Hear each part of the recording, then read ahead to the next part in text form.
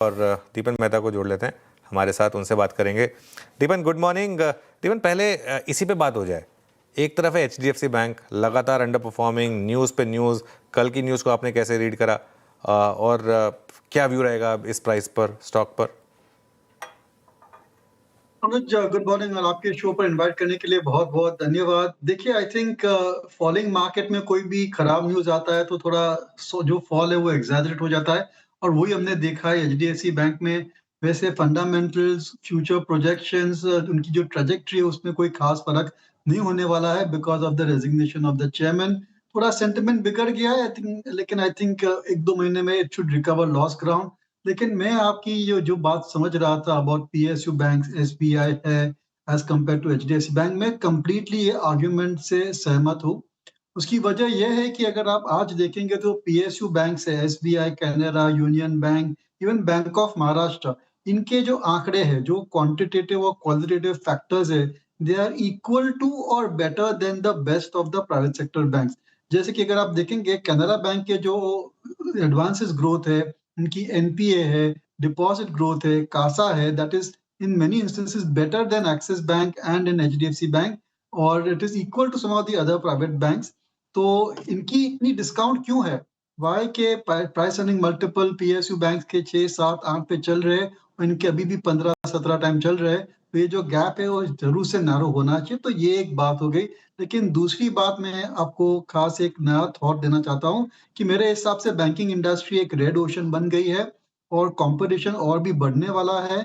और इसकी वजह से ये जो मार्जिन है इनके पास में, नेट इंटरेस्ट मार्जिन, वो धीरे धीरे मेरे ख्याल से कंप्रेस होने लगेंगे। इसलिए as a medium to long term आपको बैंक्स में मेरे ख्याल से अंडरवेट रहना चाहिए। वैसे भी 37% वेटेज फाइनेंशियल्स का है निफ्टी में, ये कोई ज्यादा ही है। It shows over ownership. और अगर आपको निफ्टी सेंसेक्स को आउट परफॉर्म करना है, then you to look outside the banking segment. Deepan ji ने एक बात कही, रेड ओशन। अच्छा लगा है दीपन जी। अच्छा, ये एनबीएफसीज पे आज सिंक हो रही हैं। आई मीन, अब वो कहते हैं ना, आई मीन एक बात ये है कि ठीक है जनाब, अब क्रूड की ट्रेजेक्टरी धीरे धीरे अगर आप देखें, आपका इन्फ्लेशन प्रेशर धीरे धीरे, आपकी जो रेट कट की पॉसिबिलिटीज इन नियर फ्यूचर वो धूमिल होती हुई या फिर एटलीस्ट डेफर होती हुई, एनबीएफसीज में भी बहुत शार्प प्राइस डैमेज है सर। दीपन जी क्या कहते हैं आप? यहाँ पे अब आपके पास धड़े भी हैं काफ़ी सारे। आपके पास एक normal conventional NBFCs, then you have एचएफसीज, then we have gold finance कंपनियाँ। यहाँ पर टेक क्या है आपका? एनबीएफसी में व्यू बैंक से थोड़ा अच्छा है, थोड़ा बेहतर है। और स्पेशली एनबीएफसी जो मल्टी प्रोडक्ट एनबीएफसी है, जैसे कि बजाज फाइनेंस है या चोलामंडलम है, एलएनटी फाइनेंस है, आई थिंक उनके प्रोस्पेक्ट्स थोड़ी अच्छे हैं बिकॉज मल्टी प्रोडक्ट है, थोड़ा डाइवर्सिफाई हो जाता है। देखिए, हमने देखा गोल्ड के प्राइस घटते हैं तो ऑटोमेटिकली सेंटिमेंट और जो फ्यूचर प्रोजेक्शन वगैरह है वो गोल्ड फाइनेंस कंपनीज में थोड़े बिगड़ जाते हैं। और माइक्रो फाइनेंस कंपनी में अगर आपने निवेश किया होगा तो पिछले 2-3 साल में कोई खास रिटर्न आए नहीं है। टाइम टू टाइम उनमें कुछ ना कुछ क्राइसिस आ जाती है। तो मेरे ख्याल से ये जो मल्टी प्रोडक्ट एनबीएफसीज है, that is the way forward. जैसे कि एलएनटी है, बजाज फाइनेंस है, they do everything. Gold loan भी करते हैं, माइक्रो फाइनेंस भी करते हैं, एमएसएमई भी करते हैं, two wheeler loans, four wheeler loans, housing loans, सभी चीजें करते हैं। तो I am more comfortable in such companies. But ये जो आज हम जो गिरावट देख रहे हैं हम एनबीएफसीज में, that is more to do with the fact के इंटरेस्ट रेट जो घट रहे थे, आई थिंक वहां पर अभी शायद आगे चल के इस युद्ध की वजह से घटेंगे नहीं, और शायद उनकी जो कॉस्ट ऑफ कैपिटल है वो बढ़ सकती है। और ओवरऑल अगर कंज्यूमर सेंटिमेंट बिगड़ जाता है तो उनके लिए लेंडिंग अपॉर्चुनिटीज भी कम हो जाती है। लेकिन वैल्यूएशन अब अट्रैक्टिव है, और अगर आप लॉन्ग टर्म इन्वेस्टर हो, 3-5 ईयर का व्यू है, तो ये अच्छी एक अपॉर्चुनिटी है if you are underweight NBFCs, and I say if you are underweight NBFCs to get into some of these large cap multi-product NBFCs. Okay, चलिए, तो ये बात हो गई एनबीएफसीज की। एनर्जी बास्केट में अच्छी बाइंग है इस समय। दीपन जी, यहाँ पर आप कुछ बाय कर रहे हैं क्या? नहीं, देखिए अनुज, इतना तो हमें समझ पड़ गया कि ये वॉर के बाद जब भी खत्म होगी, the focus is going to be on renewable energy. India की एनर्जी सिक्योरिटी अब टॉप प्रायोरिटी बन जाएगी गवर्नमेंट के लिए।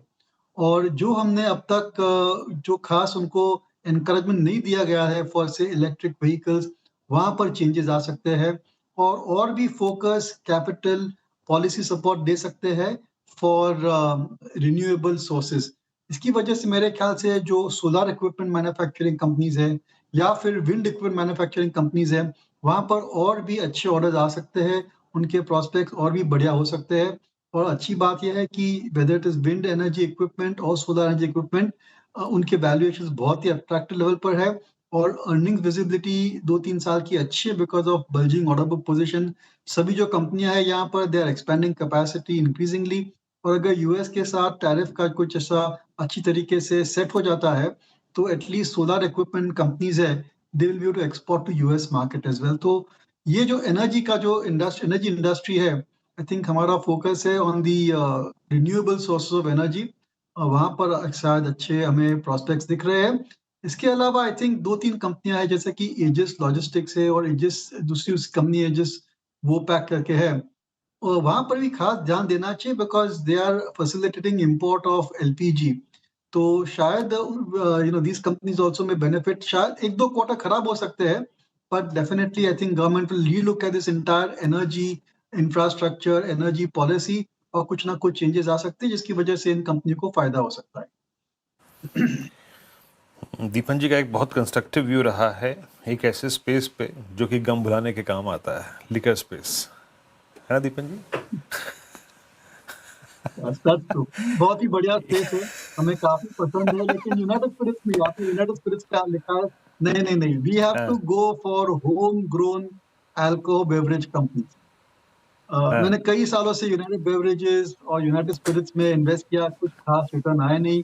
आई wish I had bought Radico Khaitan या फिर पिकाडिली या फिर Allied Blenders. I think they have given superior returns, और not just in stock market लेकिन एक्चुअल मार्केट में भी आप जाएँगे तो the Indian alcobev companies are really gaining, going from strength to strength, और मार्केट शेयर गेन्स हो रहे हैं वहाँ पर। तो ये जो सेगमेंट है, ऐसे खराब मार्केट में, डाउन मार्केट में ज़रूर से आप इसको कंसिडर कर सकते हैं। एक बढ़िया प्ले है on the consumption investment theme. FMCG बेच के अल्कोबेव कंपनीज ले सकते हैं, और जैसे मैंने कहा रैडिको खेतान है, पिकाडिली है, एलाइड ब्लेंडर्स है। और अगर आपके पास हाई रिस्क प्रोफाइल है और आप हाई रिस्क टेकिंग एबिलिटी है, तो एक और आइडिया मैं देता हूँ आपको। Usual disclosure we and our clients are invested, वो है तिलक नगर इंडस्ट्रीज। और तिलक नगर इंडस्ट्रीज ने पूरा पिवट किया है from whatever they were manufacturing into जो उनके इंपीरियल ब्लू जो उन्होंने विस्की खरीदी है, it's the third largest brand in the world. और ये जो है एक नई ग्रोथ इंजन बन गई है तिलक नगर के लिए, लेकिन बहुत सारा डेट लिया है। तो execution is important and making sure that they are able to service that debt is important. तो ये एक high risk high return stock है हमारे हिसाब से। तो अगर ये जो उनकी पिवट है टू विस्की अगर वो सक्सेसफुल हो जाती है, तो बाकी की जो उनके जो चैलेंजेस है on the legal side, on the brand side, वो शायद सॉल्व हो जाएंगे। ओके चलिए दीपन जी बहुत बहुत शुक्रिया आज हमारे साथ जुड़ने के लिए। मीनवाइल रुपी में